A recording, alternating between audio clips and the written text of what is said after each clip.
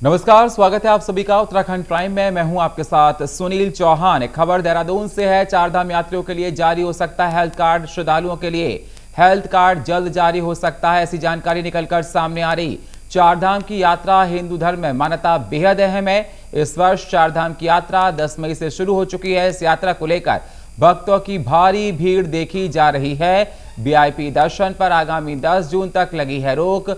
उत्तराखंड सरकार ने भीड़ के मद्देनजर लगाई है रोक। तो वीआईपी दर्शन पर आगामी 10 जून तक रोक लगी है। उत्तराखंड सरकार ने रोक लगाई है। उत्तराखंड सरकार ने भीड़ के मद्देनजर रोक लगाई है। देहरादून से खबर, चारधाम यात्रियों के लिए जारी हो सकता है हेल्थ कार्ड। श्रद्धालुओं के लिए जल्द जारी हो सकता है हेल्थ कार्ड। चारधाम की यात्रा हिंदू धर्म में मान्यता बेहद अहम है और इस वर्ष चारधाम की यात्रा 10 मई से शुरू होगी, जिसको लेकर आपको बता दें लगातार काफी तादाद में श्रद्धालु आ रहे। भक्तों की भारी भीड़ उमड़ रही है। वीआईपी दर्शन पर आगामी 10 जून तक लगी है रोक। उत्तराखंड सरकार ने भीड़ के मद्देनजर रोक लगाई है। चारधाम यात्रियों के लिए जारी हो सकता है हेल्थ कार्ड।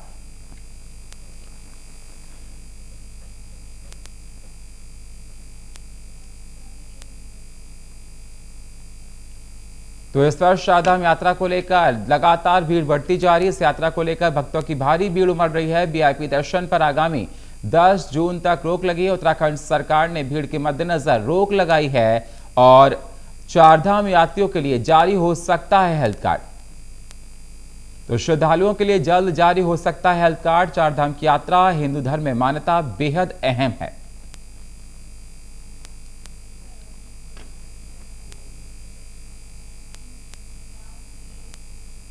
अगली खबर देहरादून से है। राज्यसभा सांसद नरेश बंसल ने जीत का दावा किया है। एनडीए की भारी बहुमत से जीत होगी और दावा किया एनडीए की 400 से अधिक सीटें आएंगी। नरेश बंसल ने कहा पीएम मोदी के नेतृत्व में तीसरी बार सरकार बनेगी। नरेश बंसल ने कहा अकेले भाजपा को 370 से अधिक सीटें मिलने जा रही हैं। नरेश बंसल ने कहा एनडीए की जीत पर एग्जिट पोल ने मोहर लगा दी है। नरेश बंसल ने कहा, तो आपको बता दें नरेश बंसल का यह बयान निकलकर सामने आया। उन्होंने कहा कि प्रचंड बहुत जीत हो रही है। राज्यसभा सांसद नरेश बंसल का यह बयान आया। एनडीए की भारी बहुमत से जीत का दावा किया है। एनडीए की 400 से अधिक सीटें आएंगी, नरेश बंसल ने कहा।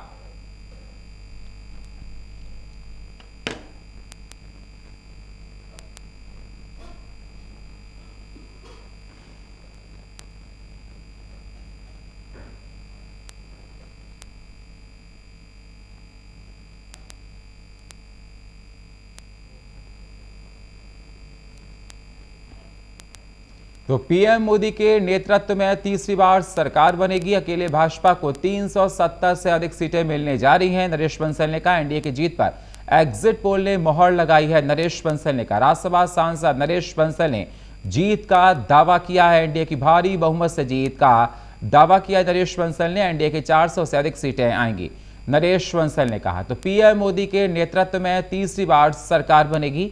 अकेले भाजपा को 370 से अधिक सीटें मिलने जा रही हैं।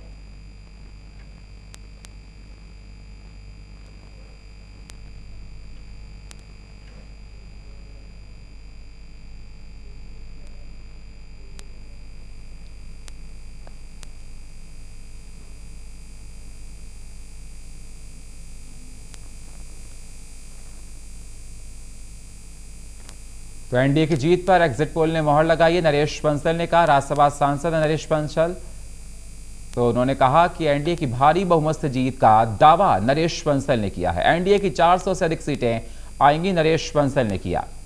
तो पीएम मोदी के नेतृत्व में तीसरी बार सरकार बनेगी। नरेश बंसल ने कहा अकेले भाजपा को 370 से अधिक सीटें मिलने जा रही हैं। एनडीए की जीत पर एग्जिट पोल ने मोहर लगाई है।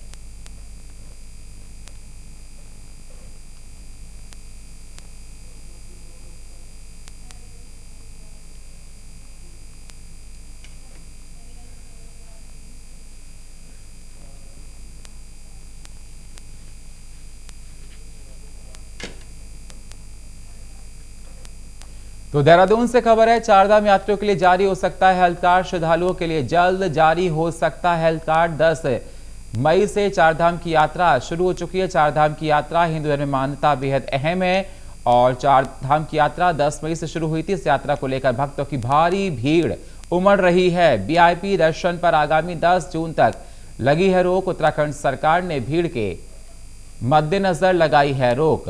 तो और इस खबर पर हमारे साथ फोन लाइन पर देहरादून से संवाददाता जितेंद्र पेटवाल हमारे साथ जुड़ चुके हैं। जितेंद्र, क्या अहम जानकारी, किस प्रकार से हेल्थ कार्ड बनाए जाएंगे?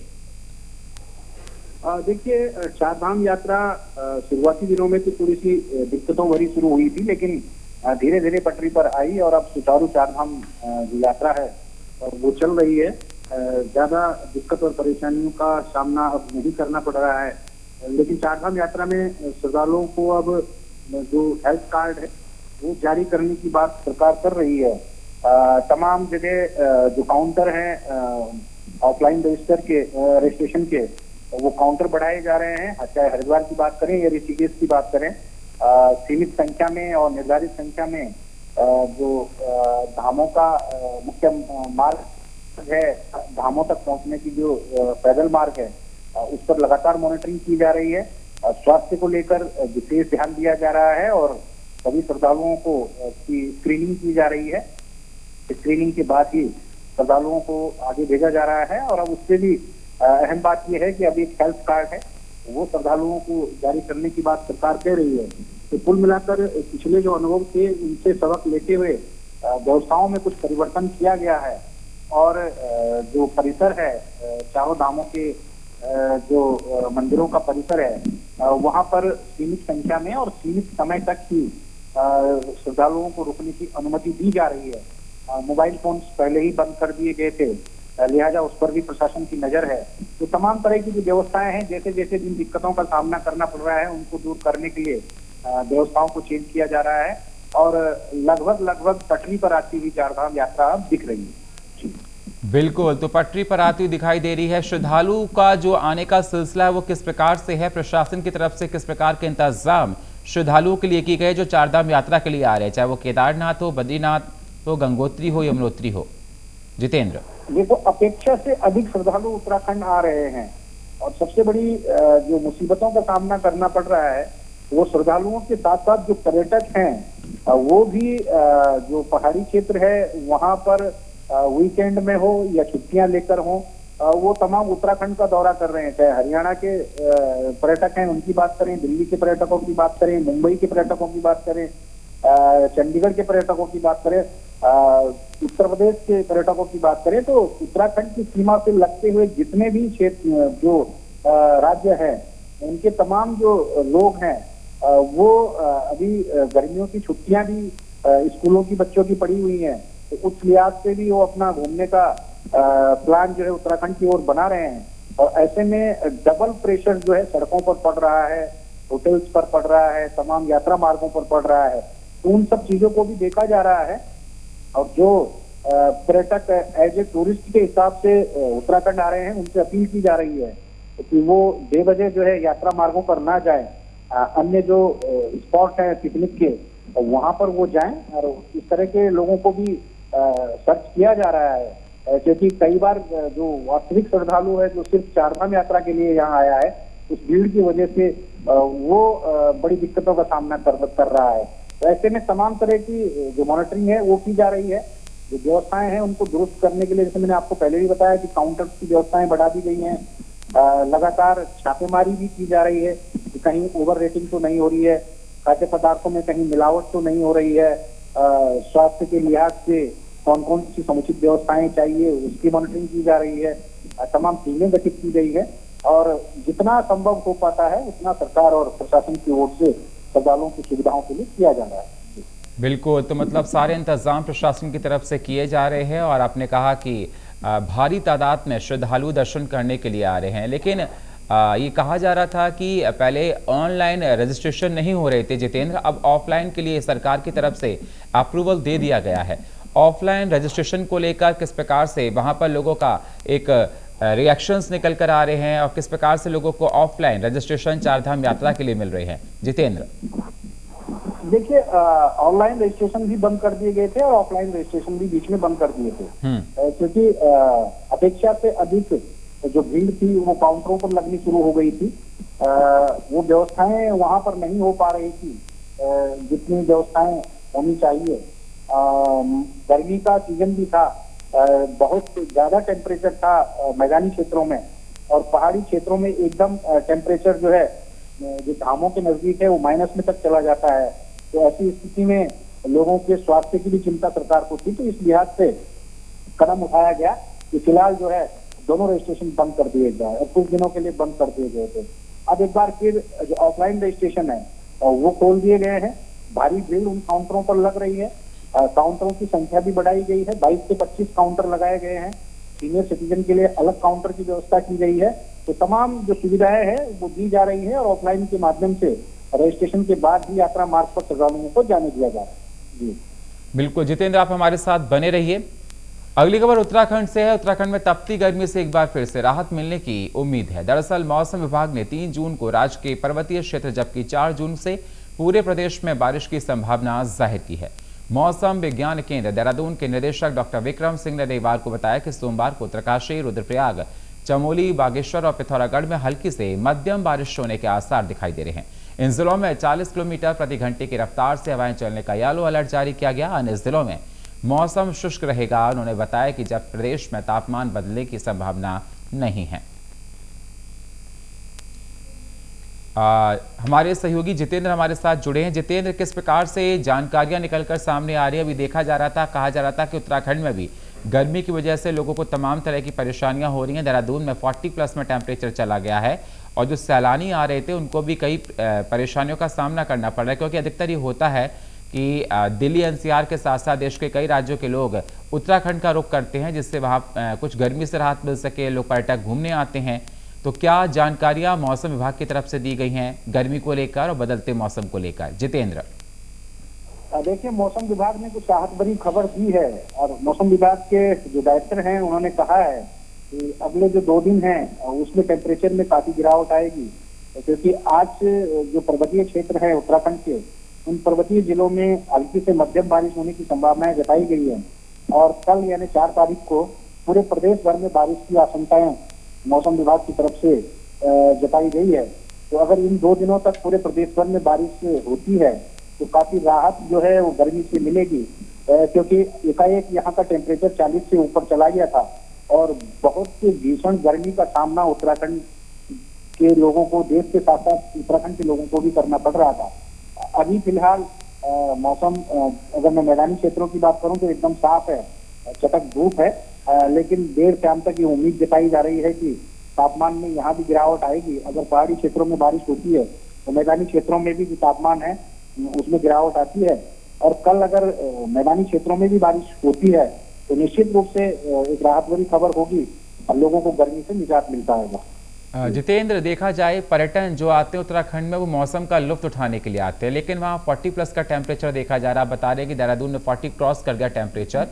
तो पर्यटकों का क्या कहना है? क्योंकि देखा जाए हिल स्टेशंस पर घूमने के लिए आते हैं परिवारों के साथ, ठंडे इलाके में आते हैं, क्योंकि इधर देखा जाए नॉर्थ इंडिया में बहुत ही ज़्यादा गर्मी पड़ रही है, 40+ का टेम्परेचर है कई जगहों पर। तो जो पर्यटक घूमने आए हैं उनकी क्या रिएक्शंस निकल कर आई हैं? देखिए, जाहिर सी बात है, क्योंकि प्रकृति पर अगर मानव अतिक्रमण की बात होगी तो इस तरह की दिक्कतों का सामना जरूर करना पड़ेगा, और एक भीषण समस्या पूरे देश भर में मुंह बाए खड़ी है। क्योंकि हम ही अपना अनुभव बताएं तो आज से 5 साल पहले देहरादून शहर की ये स्थिति थी कि अगर दिन में टेम्परेचर बढ़ जाता था तो शाम को बारिश हो जाती थी और वो सामान्य टेम्परेचर आ जाता था। लेकिन इस बार एक नया तरीका देखने को मिला कि बारिश पहाड़ी क्षेत्रों में तो हल्की फुल्की बूंदाबांदी होती रही, लेकिन देहरादून में बारिश के नाम पर एक छींटा भी नहीं पड़ा, लिहाजा लोगों को भीषण गर्मी का सामना करना पड़ा। स्थानीय लोगों के साथ साथ जो पर्यटक भी इस लिहाज से उत्तराखंड आते थे कि कम से कम उत्तराखंड का टेम्परेचर तो सामान्य होगा या सामान्य से 1-2 डिग्री ही अधिक होगा, वो चीजें इस बार देखने को नहीं मिली और उनको भी दिक्कतों का सामना करना पड़ा। ये अनियोजित जो विकास हो रहा है, कंक्रीट के जंगल जो खड़े कर दिए जा रहे हैं हरे बड़े पेड़ों को काट कर, उसका नतीजा आज ये है कि उत्तराखंड जैसे ठंडे प्रदेशों की श्रेणी में उत्तराखंड आता था, वहां भी टेम्परेचर 40 क्रॉस कर दे रहा है। तो एक चिंता का विषय है। पर्यटकों के लिए तो क्या चिंता का विषय होगा, पूरे मानव के लिए चिंता का विषय है, पूरे समाज के लिए चिंता का विषय है, पूरे देश के लिए चिंता का विषय है। और उत्तराखंड तो एक ऐसा प्रदेश था जिसमें 80% जो है जो भूभाग था उसमें जंगल थे, और उत्तराखंड पूरे देश को कहते थे कि उत्तराखंड पूरे देश को ऑक्सीजन सप्लाई करता है उन जंगलों के माध्यम से। लेकिन आज स्थिति ये हो गई है कि खुद उत्तराखंड उस तपिश से तप रहा है, जिसका उदाहरण आपने अभी हाल के दिनों में देखा है। तो ये सब दिक्कत और परेशानियों का कारण भी मानव है और अनियोजित विकास है, जंगलों का कटान है। तो इन सब समस्याओं से पर्यटकों को क्या, तो पूरे देश के लोगों को सामना करना पड़ेगा। जी, बहुत बहुत शुक्रिया जितेंद्र हमारे साथ जुड़ने के लिए, ताज़ा अपडेट देने के लिए। तो आपको बता दें, मौसम बदल सकता है, शाम तक बारिश हो सकती है और लोगों को गर्मी से हल्की सी राहत मिलती हुई नजर आएगी अगर बारिश होने के बाद। हल्द्वानी से खबर है, कल होने वाली मतगणना को लेकर तैयारियां पूरी हो चुकी हैं और सुबह 8 बजे से MBPG कॉलेज में मतगणना शुरू होगी। नैनीताल जिले के 6 विधानसभाओं की मतगणना कल होगी और कल 84 टेबल में की जाएगी मतगणना। 387 कर्मचारी मतगणना के लिए तैनात किए गए। नैनीताल रोड से किया गया है ट्रैफिक डायवर्शन। तो कल 4 जून है और 4 जून को लोकसभा चुनाव के नतीजे आएंगे, जिसको देखते हुए नैनीताल की लोकसभा सीटों की मतगणना कल होगी और कल से होने वाली मतगणना को लेकर तैयारियां पूरी कर ली गई हैं। सुबह 8 बजे से MPBP कॉलेज में शुरू होगी मतगणना और काउंटिंग सेंटर है। नैनीताल जिले के 6 विधानसभाओं की मतगणना कल होगी और कल 84 टेबल में की जाएगी मतगणना। 387 कर्मचारी मतगणना के लिए तैनात किए गए हैं। नैनीताल रोड से किया गया है ट्रैफिक डायवर्जन, जिससे किसी प्रकार की परेशानी ना हो। सुरक्षा के पूरे इंतजाम किए गए, स्ट्रॉन्ग रूम में सुरक्षा पूरी कड़ी है। सुबह 8 बजे से MPBPG कॉलेज में मतगणना शुरू होगी। नैनीताल जिले के 6 विधानसभाओं की मतगणना कल होगी। कल 84 टेबल में की जाएगी मतगणना।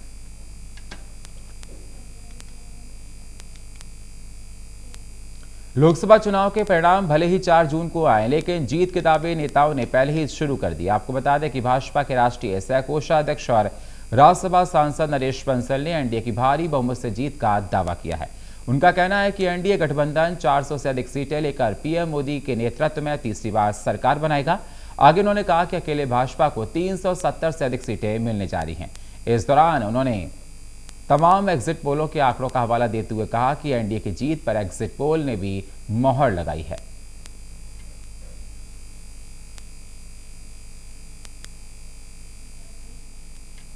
तो नमस्कार मित्रों,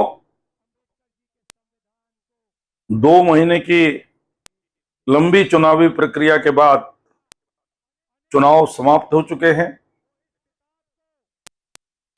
चुनाव के संबंध में विभिन्न एजेंसियों के एग्जिट पोल भी आ चुके हैं और वो सभी पोल इस ओर इशारा करते हैं कि भारतीय जनता पार्टी की नरेंद्र मोदी जी के नेतृत्व में तीसरी बार प्रचंड बहुमत की सरकार बनने वाली है। जैसा कि कहा था, भारतीय जनता पार्टी 370, एनडीए 400 पार। संकल्प दोहराया जाता था हर सभा में, अब की बार 400 पार। क्षेत्रों में वनाग्नि का सिलसिला थमने का नाम नहीं ले रही है। एक तरफ जहां गर्मी की तपिश में पीने के पानी की किल्लत झेल रहे जोशीमठ क्षेत्र के आसपास के लोग काफी परेशान हैं। जंगलों में लगी वनाग्नि की वजह से उठा धुआं, गुब्बार, दोहरी मुसीबत खड़ी हो रही है। नगर क्षेत्र की सीमा से पहले महज 2 किलोमीटर की दूरी पर वन विभाग की सेलंग झड़कुला रिजर्व फॉरेस्ट संख्या 1 के चीड़ दैवराज बांज बुरास के घने जंगलों में लगी आग के धुएं के गुब्बार से नगर क्षेत्र के लोगों को और 4 धाम यात्रा हेमकुंड साहिब तीर्थ के लिए आने वाले तीर्थयात्रियों को खासी दिक्कतों का सामना करना पड़ रहा है। हालांकि करीब 18 घंटों की जद्दोजहद के बाद आखिरकार वन कर्मियों और SDRF fire brigade, Joshimath police और सेलांग गांव के ग्रामीणों ने संयुक्त प्रयास से रविवार देर रात तक इन धधकते जंगलों की दवानल का काबू पा लिया है। आग बुझाने पर नंदा देवी राष्ट्रीय पार्क प्रशासन ने राहत की सांस ली है और अगर क्षेत्र में फैला हुआ धुआं गुब्बार भी अब कम होने से नगर वासियों को ने राहत की सांस ली है।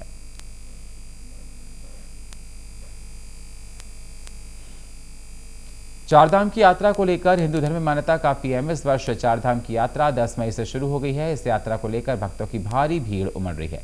उत्तराखंड सरकार ने भीड़ के मद्देनजर वीआईपी दर्शन पर आगामी 10 जून तक रोक लगा रखी है। वहीं चारधाम के कठिन रास्ते और भारी भीड़ के लिए 22 दिनों से लगभग 70 श्रद्धालुओं की मौत हो गई, जिनमें से केदारनाथ में 27, बद्रीनाथ में 22, गंगोत्री यमुनोत्री में 21 लोगों की मौत हुई है। आपको बता दें, स्वास्थ्य सचिव डॉक्टर आर राजेश कुमार ने कहा कि चारधाम यात्रा में दर्शन करने आए वाले 50 वर्ष से ऊपर के श्रद्धालुओं से पुरानी मेडिकल हिस्ट्री की जानकारी ली जाएगी। स्वास्थ्य विभाग चारधाम हेतु एक हेल्थ कार्ड भी डेवलप करने की सोच रहा है, जिसे जल्द शुरू कर दिया जाएगा। आपको पता है कि जितने भी यात्री आ रहे हैं 50 से ऊपर, तो उनको हम कंपलसरी स्क्रीन कर ही रहे हैं और उनकी प्रीवियस मेडिकल हिस्ट्री भी पूछेंगे। इसके अलावा जब भी कोई यात्री टूरिज्म डिपार्टमेंट के चारधाम वेबसाइट में यहाँ को दर्ज करता है तो उसमें एक पॉपअप आता है जिसमें उसके हेल्थ रिलेटेड पैरामीटर्स की भी जानकारी ली जाती है। तो ये फिलहाल अभी वॉलंटरी है, लेकिन आने वाले समय में हम इसको कंपलसरी बनाने की कोशिश कर रहे हैं और एक चारधाम हेतु हेल्थ ऐप भी हम लोग अभी डेवलप कर रहे हैं, तो जिसको जल्दी हम लोग धरातल पे ले आएंगे। देखिए, जहां तक डेथ्स का मामला है, मैं आपको बताना चाहूंगा कि जो फैसिलिटी में जो डेथ हुई, जो हॉस्पिटल्स में डेथ हुई थी, उनकी संख्या काफी कम है। तो ज्यादातर जो है वो बॉट डेड है और जो भी कोमॉर्बिड पेशेंट्स हैं उनसे हम इस प्रकार का एक अंडरटेकिंग भी हम लोग लेते हैं कि वो यात्रा से जुड़े हुए जितने भी रिस्क हैं उनको भलीभांति उनको ज्ञात है और वो अपने रिस्क पे प्रोसीड कर रहे हैं। हालांकि हम उनको सतर्क भी करते हैं और उनको कहते भी हैं कि आपको ये कोमॉर्बिडिटी है, तो इन चीजों का आपको ध्यान रखना है। और खासकर हम उनको एक्लेमेटाइजेशन के बारे में अवगत कराते हैं कि जब भी ट्रैक करें, मुश्किल ट्रैक जैसे यमुनोत्री है और केदारनाथ जी का ट्रैक है, हर 1 से 2 घंटे बाद 10 से 15 मिनट का रेस्ट अनिवार्य तौर पे लें। श्रीनगर पुलिस ने एक महिला प्रोफेसर से 7,50,000 रुपए की धोखाधड़ी करने वाले एक ठग को गिरफ्तार किया। ठग ने खुद को मुंबई पुलिस बताकर महिला को ये कहकर डराया कि मुंबई थाने में महिला के खिलाफ क्रैश दर्ज हुआ है और फिर क्रैश को दफा करने के लिए महिला प्रोफेसर से 7,50,000 रुपए अपने बैंक खाते में ट्रांसफर करवा दिए, जिसके बाद महिला को गड़बड़ी का संदेह होने पर महिला प्रोफेसर ने मामले की शिकायत श्रीनगर पुलिस से की और अभियुक्त के खिलाफ तहरीर दी है। वहीं पुलिस ने केस दर्ज कर अभियुक्त शंकर लाल सैनी को राजस्थान से खोज निकाला और अभियुक्त को न्यायालय के समक्ष पेश करने के बाद जेल भेज दिया गया। साइबर अपराध में आजकल एक गैंग सक्रिय हुई है, जिसमें इस गैंग के द्वारा लोगों को फर्जी मैसेज या कॉल करके परेशान किया जाता है और उनसे पैसे भी एक्सटॉर्ट किए जाते हैं। इसी गैंग के द्वारा एक वादिनी के साथ, जो कि कोतवाली श्रीनगर की निवासी हैं, उनके साथ एक्सटॉर्शन किया जा रहा था, जिसकी कंप्लेंट उन्होंने पुलिस को की और हम लोगों ने मुकदमा पंजीकृत किया गया। मुकदमा पंजीकृत करने के बाद इस गैंग को हमने लोकेट किया, जो कि राजस्थान के रहने वाले थे। इसमें एक मुख्य सदस्य को आज हमारी टीम के द्वारा राजस्थान से गिरफ्तार किया गया है और आज उनको गिरफ्तार करके माननीय न्यायालय में पेश किया जा रहा है।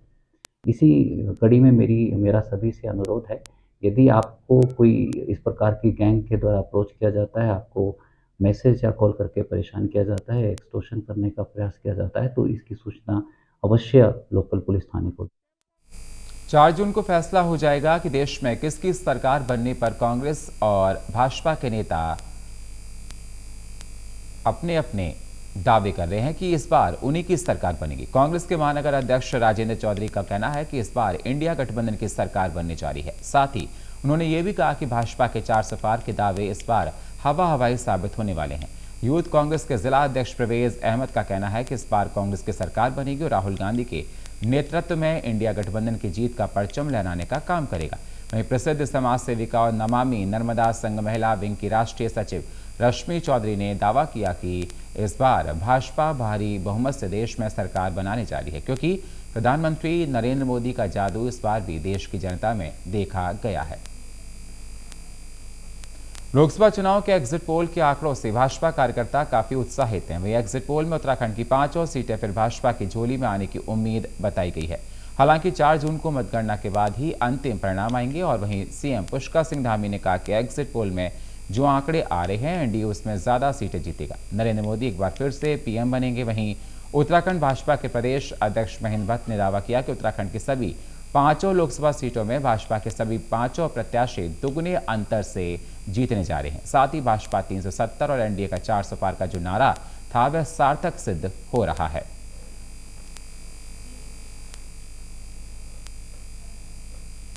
राजधानी देहरादून में पिछले कुछ दिनों से लगातार चल रही नगर निगम के अतिक्रमण की कार्रवाई को लेकर भाजपा महानगर अध्यक्ष सिद्धार्थ अग्रवाल ने कहा, ये कार्रवाई उन लोगों को जिंदगी को बचाने के लिए की जा रही है जो नदी में आकर बस गए हैं, जिन्होंने कुछ लोगों ने वर्गलाकर नदी में बसा दिया। उन्होंने कहा कि देहरादून अतिवृष्टि वाला क्षेत्र है और मानसून भी आने वाला है। ऐसे में अगर आगे कोई अप्रिय घटना ना हो, इसी को लेकर ये अतिक्रमण की कार्रवाई की जा रही है। साथ ही भाजपा महानगर अध्यक्ष ने कहा कि 524 जगह को चिन्हित किया गया जिन पर अतिक्रमण की कार्रवाई की जा रही है। ये कार्रवाई आने वाले समय में जो लोग वहां रह रहे हैं उनके जान माल का नुकसान ना हो, उसको देखते हुए की जा रही है, पर कांग्रेस इस पर भ्रामक अफवाह फैला रही है। और फिलहाल इस बुलेटिन में इतना ही। बाकी खबरों के लिए आप बने रहिए हमारे साथ। नमस्कार।